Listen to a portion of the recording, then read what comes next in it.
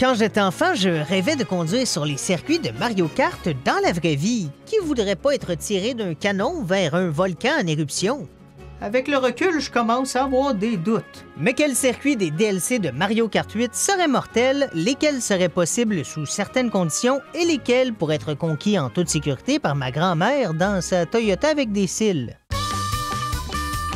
Promenade à Paris, c'est le premier des 14 circuits basés sur des villes et heureusement pour mes amis français, c'est assez paisible mis à part le saut près de la Tour Eiffel. Avec une voiture normale, on oublie ça, mais comme la question c'est sur quel circuit pourrait-on conduire, ici on peut facilement prendre une motocross et passer par les escaliers. Le circuit Todd est malheureusement 100% possible. La montagne Choco serait mortelle vu le saut trop gros, mais c'est une bonne chose de rester loin de cette montagne-là parce que la pluie de roche semble pas super agréable comme température. Oui, il y a une pancarte pour nous prévenir, mais croiser un panneau risque d'éboulement dans la vraie vie, c'est tellement stressant. Je suis comme, OK, c'est possible, mais c'est-tu possible à 0,0001% ou bien j'ai une chance sur deux de finir en crêpe? Pour le supermarché Coco, je le sais déjà que conduire dans un centre commercial, c'est possible parce que c'est moi qui ai payé la caution quand mon grand-père l'a fait. Par contre, pour sortir du supermarché, il y a un saut et celui du haut serait fatal, mais lui du bas se ferait assez bien en moto, surtout si on fait un petit changement comme ajouter une rampe d'atterrissage. La traversée de Tokyo, c'est un cas qui nécessite encore une fois une moto, vu qu'il y a aussi un gros saut. Sinon, c'est assez tranquille. J'en profite pour préciser que si les ennemis sur les circuits sont quelque chose d'uniquement possible dans un jeu vidéo, comme les Thwomp, je les prends pas en considération. Pour la corniche champignon, le seul danger, ça serait moi-même, parce que j'ai trop joué à des jeux vidéo pour voir la planche de surf qui forme un tremplin parfait et pas constamment penser à faire le saut. Le jardin volant et le dojo ninja ont tous les deux des sauts trop gros, même si je préfère l'option où je tombe dans un petit étang que du haut d'un nuage. Par contre, c'est dommage pour le dojo ninja parce que j'ai toujours rêvé de me faire écraser par un shuriken géant. L'escapade new-yorkaise a un petit passage compliqué à la fin du 3e tour, mais c'est pas assez pour nous empêcher de finir la course en voiture. Comme disait Stephen Hawkins, dans un véhicule à 4 roues, c'est pas mal plus facile descendre des escaliers que les monter. Le circuit Mario 3 provient du jeu sur Super NES, donc sans surprise, la route est aussi plate que les dents de Bob l'éponge, mais même si on peut conduire sur la piste, la gravité est assez spéciale.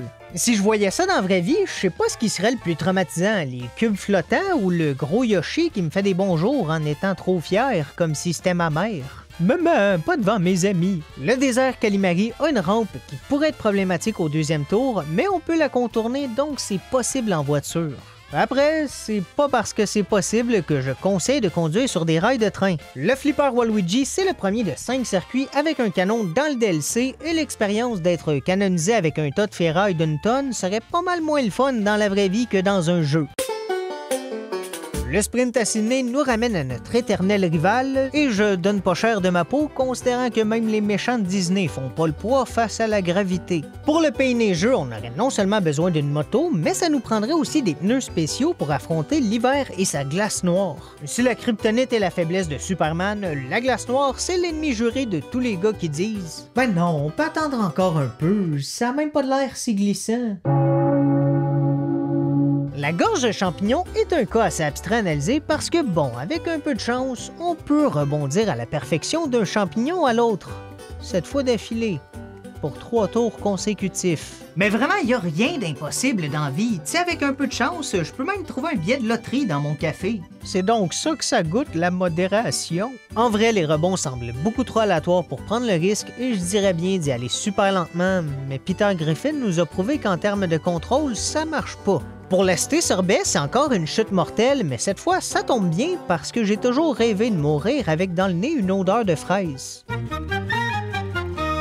Détour à Londres sans les chain chops a pas beaucoup d'aspects dangereux, mis à part un saut et des escaliers qui forceraient l'utilisation d'une moto. Il y a aussi un pont-levis, mais on peut attendre qu'il baisse parce que même dans une course, il y a une raison pourquoi l'expression c'est la patience est une vertu et non la patience c'est tellement badass. Pour le lac Bou, on est sous l'eau la moitié du temps et c'est pas si surprenant. C'est quoi l'idée de faire un quai au milieu d'un lac qui mène nulle part? Si je veux tourner en rond, pas obligé d'aller au milieu d'un lac. Je suis capable de le faire avec ma vie. Le mont Ebouli, c'est un des parcours les plus mortels de la série. Si monter une colline avec des roches de plusieurs tonnes qui nous tombent dessus, c'est pas assez, ce saut-là devrait faire le boulot. J'ai l'impression que c'est un endroit parfait pour faire sauter les idiots qui pensent pouvoir voler parce qu'ils prennent 2 planches de carton en guise d'ailes. Le bois vermeil a un canon et c'est dommage parce que même si c'est un de mes circuits préférés, c'est une preuve de plus que c'est une mauvaise idée de conduire dans un arbre. La balade berlinoise a comme seul réel obstacle des escaliers, donc vous connaissez le refrain, on peut facilement les monter en moto. Par contre, une chance que les ennemis fictifs comptent pas parce que la chute du mur de Berlin aurait été un peu plus bizarre si le mur avait eu un besoin criant d'orthodontie. Dans ma tête, on dirait que conduire dans le jardin Peach, c'est super paisible, mais en vrai, ça serait sûrement moins calmant à force d'entendre des gens crier. Le seul point positif, c'est qu'on peut pas prendre une grosse voiture à cause des 2 sauts, donc on ferait moins de dommages avec une moto. Le gros problème avec le mont festif, j'en avais parlé quand j'ai couvert les circuits du jeu de base, mais c'est l'inclinaison de la montée qui est juste un petit peu trop élevée pour être réaliste. Ici, je pense que c'est un peu moins clinique pour le circuit Mario Game Boy, mais comme on est sur de la neige et qu'en plus on doit tourner de manière ultra sec, je vais juger le tout impossible. Pour la route arc-en-ciel 3DS, c'est pas mal plus simple à évaluer quand on est dans l'espace sans scaphandre. Comme disait mon grand-père, « À quoi ça sert de respirer si c'est pour vivre? » Malheureusement, l'escapade à Amsterdam tombe à l'eau et vu les drogues disponibles à Amsterdam, ça doit pas être la première fois que quelqu'un pense que c'est une bonne idée de conduire dans les canaux. Quoique bon, ça reste plus excitant qu'une course de gondole. Après Fast and Furious et ses courses de voitures, voici la version avec des gondoles. Lent et humide. Riverside Park a un seul moment qui pose problème et c'est quand on passe à travers la chute d'eau. En termes de hauteur, je pense que c'est correct pour une moto, mais vu l'eau et l'atterrissage glissant, c'est le bon moment de sortir un trophy truck avec un tuba pour empêcher le moteur de se noyer. Le pic d'Ike est impossible encore une fois à cause d'un canon et du côté de l'île Yoshi, c'est principalement parce qu'on saute par-dessus un volcan. Ouais, à la surprise de personne, l'île Yoshi est pas vraiment adaptée pour les voitures. Même les habitants sont confus d'en voir. J'aimerais vraiment pouvoir expliquer au Shy Guy que prendre 5 secondes pour traverser la route à pied est pas mal plus efficace que devenir la chose la plus lente au monde sur des échasses. Bousculade à Bangkok, je sais pas pourquoi, mais on dirait le nom d'un film du début des années 2000 avec Jackie Chan.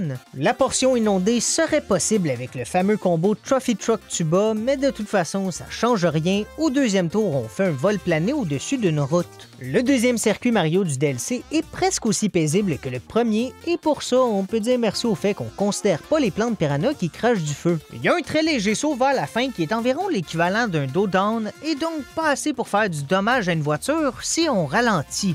On a tous déjà passé un dos down un peu trop vite avec le visage crispé par le fameux mélange de peur et de regret. Le stade Waluigi, c'est l'endroit parfait pour la moto, juste assez extrême pour que je puisse dire « Oh, ça a l'air cool, j'aimerais tellement l'essayer, mais si j'avais vraiment la chance de le faire, je serais comme « Oh merde, je voulais vraiment le faire, mais j'ai oublié que...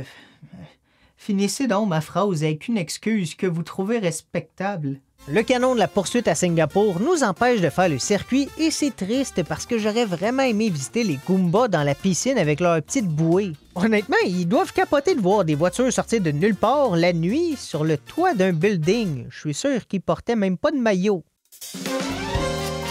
Athènes Antique a le même problème que pas mal tous les villes de Mario Kart Tour, un saut beaucoup trop long pour être réaliste. Bon, de toute façon, d'un point de vue éthique et surtout légal, je doute que c'est une bonne idée de conduire sur des ruines antiques. Le paquebot Daisy nous rappelle qu'il n'y aurait pas grand-chose plus badass que participer à une course de voiture sur un bateau. Le trajet est tout à fait possible, faut juste pas aller dans la cale du bateau parce qu'il est un peu en train de prendre l'eau. Mais franchement, félicitations aux pilotes de continuer quand même. Les plus grandes qualités pour gagner cette course-là sont d'être courageux, habiles et surtout de vivre dans le déni. Le bateau est en train de couler! Il me semble que c'est un peu plus important que savoir si Mario conduit mieux qu'un singe. La route claire de lune, c'est idéal pour la conduite de voiture, mais comme après avoir mangé de la nourriture mexicaine ultra épicée, il faut faire attention parce que les accidents peuvent être explosifs. Est-ce que j'ai vraiment besoin d'expliquer pourquoi une course dans une baignoire est pas possible? C'est une chose de mourir noyé, c'en est une autre de le faire où la veille, un vieux monsieur se coupait les ongles d'orteil.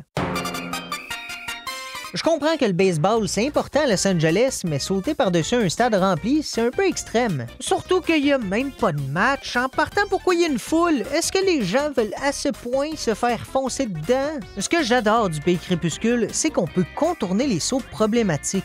Bon, le mot j'adore est peut-être un peu fort, mais fallait bien que je trouve quelque chose de positif à dire d'un circuit qui a le mot crépuscule dans son nom, mais où le soleil se couche jamais. Cap Koopa a un tunnel rempli d'eau où je donne pas cher de notre peau et Virage à Vancouver est encore une victime d'un trajet qui a comme mentalité à quoi bon utiliser un pont. Au moins, on est chanceux que pour aucune raison, il y a une rue qui mène directement à de l'eau. Genre, le gars qui habite dans cette maison-là, s'il voit une voiture passer devant chez lui, il est comme...